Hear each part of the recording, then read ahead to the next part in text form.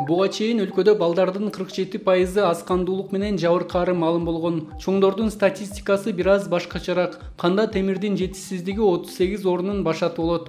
Анемия менен жабыркаган чоң кишилерде темирдин аздыгы 80%, ал эми жаш балдарда 90%ды көрсөтөт. Аз кандуулук бул эритроциттердин санынын нормадан төмөн түшүп кетиши. Башкы себеби организмдеги темирдин жетишсиздиги. Тактап айтканда, организмде темир жетишсиз болсо, эритроциттер керектүү көлөмдө гемоглобин бөлүп чыгара албай калат. Дарыгерлердин айтымында аз кандуулуктун алгачкы белгилери бат эле байкалат. Биздин өлкөдө ушул оору дагы көп катталат. Темир жетишсиздигинен болгон анемия деп коет. Муну биз кантип билебиз? Албетте симптомдор көп. Баарын айтып отурушун кереги жок, айрымдарын айтып өтөйүн. Алсырайбыз. Азыр баары эле чарчап жүрөт. Демек, биринчи эле текшериле турган нерсе бул гемоглобин. Гемоглобинди текшерип көрүш керек. Эгерде биз алсырай берсек, эртең менен тургандан баштап эле алсырасак, демек бизде ушул анемия болушу мүмкүн деген тыянакка келебиз. Өзүм дагы дарыгер катары ушул нерсени сунуштайм. Биринчи, андан сырткары баш айланат, баш ооруйт, тамак болгон табит жок. Анан кээ бир нерселерге, мисалы бензин, солярка, ошол нерселердин жытына болгон бизде ушундай тартылуу болот. Ушул нерселерди байкасак, демек тыянак чыгарсак болот.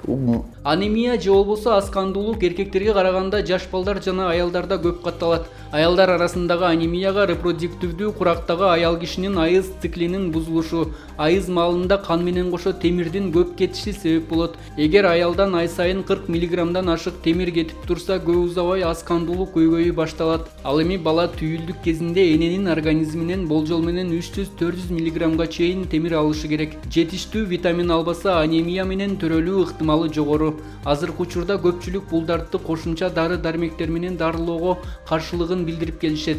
Бирок алсызданган организмди дарылоо үчүн стационардык дарылоо зарыл экенин адистер белгилейт. Ар бир оорунун стадиялары бар. Кийинки стадиясы начарыраак.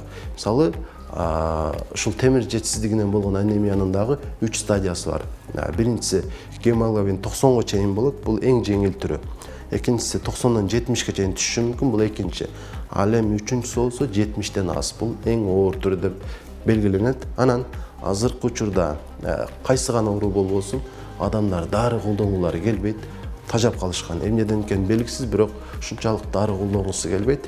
Эң жеңил түрүндө гана дары ичпесе болот. Мисалы, гемоглобин 90 жанынан жогору болсо, тамак аш аркылуу гемоглобинди толуктасак болот. Оорудан айыктыруунун ордуна анын алдын алуу чарасы жеңил. Организмде эң алгачкы белгилер: бат чарчоо, ишке жөндөмдүүлүк жоголуусу, ызы чууга чыдамсыздык, кулак чуркуроосу, жеңил иштерге ашыкча тердөө, дем алууда кыйынчылык пайда болгондо эң алгач дарыгерге кайрылып саламаттыкты текшертип туруу зарыл. Ал эми аталган оорунун эң башкы дабасы пайдалуу тамактануудан тургандыктан тамак аштын курамын өзгөртүп туруу керек жана курамында темир менен камсыздалган азыктарды күнүмдүк рациондон үзбөө зарыл. Демек, бул жерде темир кармаган азыктар бул албетте эт. Эттин кайсы гана түрү болбосун, ошол темирди толуктап берет дагы, гемоглобинибиз көбөйө берет. Анан кара чайды азайтыш керек болот. Айрыкча тамактанган учурда ичпеш керек. Эгерде анемиябыз бар болсо, башка адамдарга бул сунуш берилбейт. Анан башка азыктар, мисалы бозодо канды көбөйтөт деп коюшат.